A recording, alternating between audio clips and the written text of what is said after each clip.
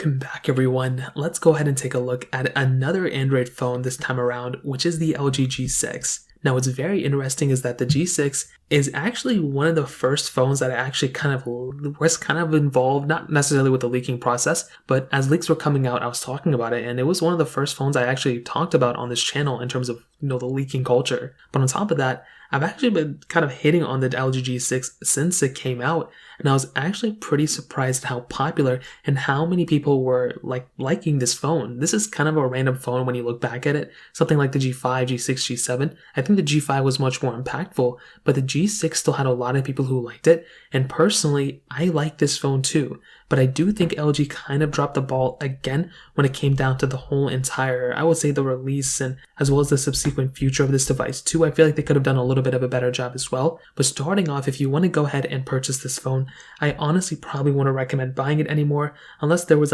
somehow you could go ahead and actually, custom ROM it, then I would recommend going down that direction. If not, I would recommend just sticking with something like the Google Pixels or the Samsung Galaxies of this year or the last 2 years. Those are probably the best ways to go, and I will leave those linked down in the description so you can get that from there. You can help support the channel at the same time. Now starting off with the outside of the LG G6, we actually had a pretty decent looking display. It was a 5.7-inch IPS panel, and it was a 1440p panel. Now at this time, I even do think, this phone came out in 2017. There were a lot of phones that came out in 2017 that were amazing. We had the Samsung Galaxy S8 that came out this year, but we also had the Samsung Galaxy Note 8 that came out a little bit later, and the iPhone Xs, as well as the OnePlus devices of that year. So this year we had a lot of different devices that came out, and honestly, the LG G6, I'm glad it came out, but it really wasn't competing well with those devices, and it did sell quite well, for the LG phones at the time, but I do think at that year, it's just so much competition, so it's just so hard to kind of keep up with, in my opinion. A little bit of bezel on the top and bottom,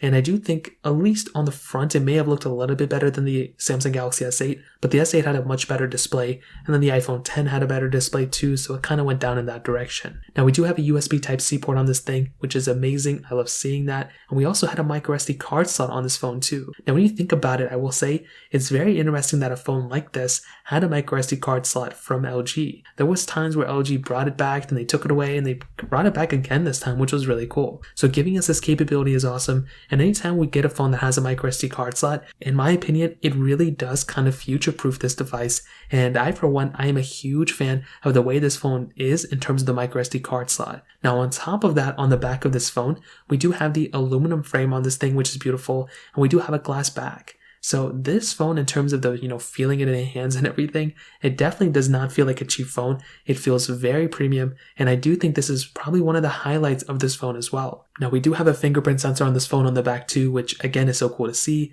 I kind of wish it was under the display, but we didn't really get that for a few years, so it was totally okay. And we had that camera setup on the back too. This thing had a little bit of MIL, IP certification, whatever it was called, so it was very durable. I've also heard things about the audio quality of this phone being very, very good too. So a lot of people mentioned that to me after I made my first video of this thing, and that's another massive thing to keep in mind. But I do think one of the biggest advantages of this phone, at least compared to a lot of the competition, including the Galaxy S8 and the iPhone X, was actually this dual camera setup. So this thing had a 13 megapixel standard lens, but also had a 13 megapixel ultra wide sensor. Then it had a 5 megapixel front camera, which really wasn't that great. But that back camera was really important. At this time, there weren't really a lot of phones that had both a standard or wide angle lens and that ultra wide sensor. Most of them were picking either that standard wide angle lens that we had on the Galaxy S8 and probably the iPhone 8 as well, but they all had telephoto lenses for the most part, including the iPhone 8 plus the iPhone X, and I think the Galaxy Note 8 as well. So with something like the LG G6 for it already having that ultra wide sensor, that was really cool, and I loved seeing that. Having that type of capability is really cool,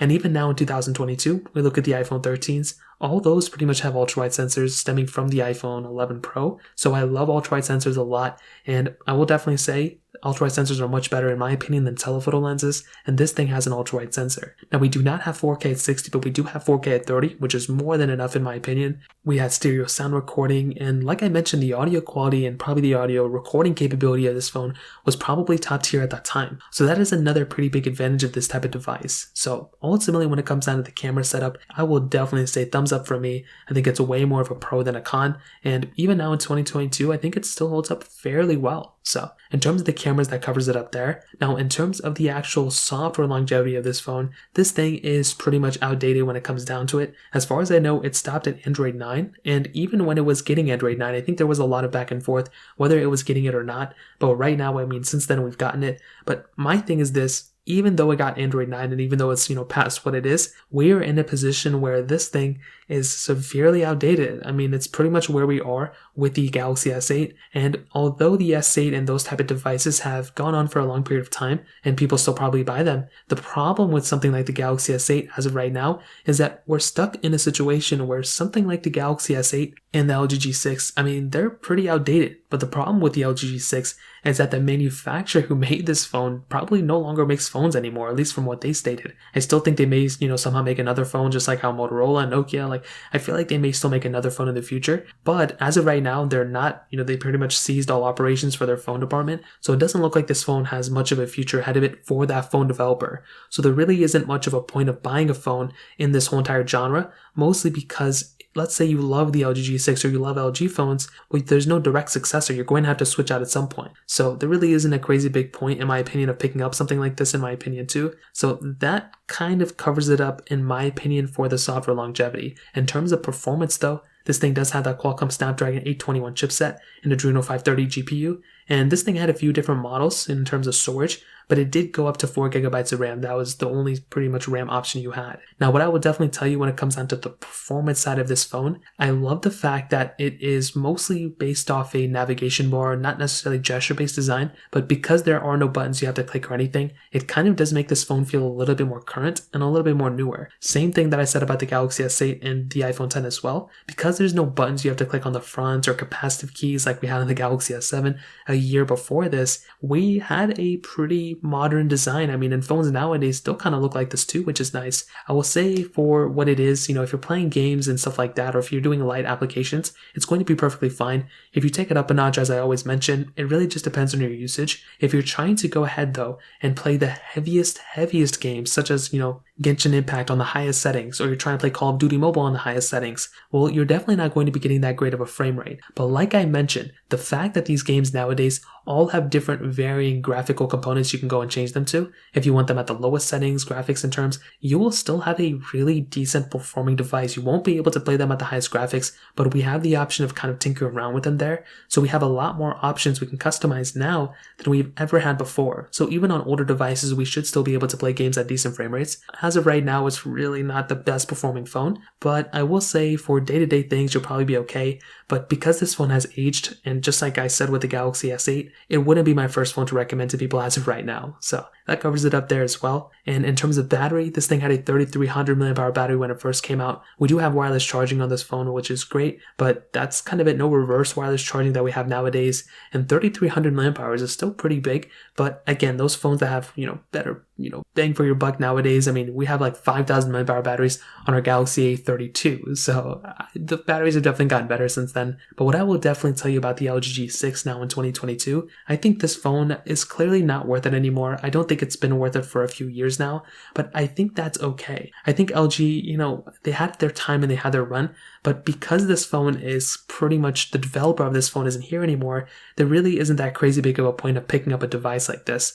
I think this phone was important at a time, but as of right now, I probably wouldn't recommend buying it. But I still love the G6. I think it had a lot of capability when it first came out, but I think the demise of the G5 in a way, and the boot loop issues and everything, and now that LG is not even a phone company anymore, I think it really doesn't make too much sense to buy this thing in my opinion. So that kind of covers it up. If you have any other thoughts or questions, let me know in the comment section below. Hit the like button, that would mean so much, but definitely hit that subscribe button. More importantly than everything else, I love every single one of you guys. Hopefully I'll catch you guys in the next video. Peace out till then.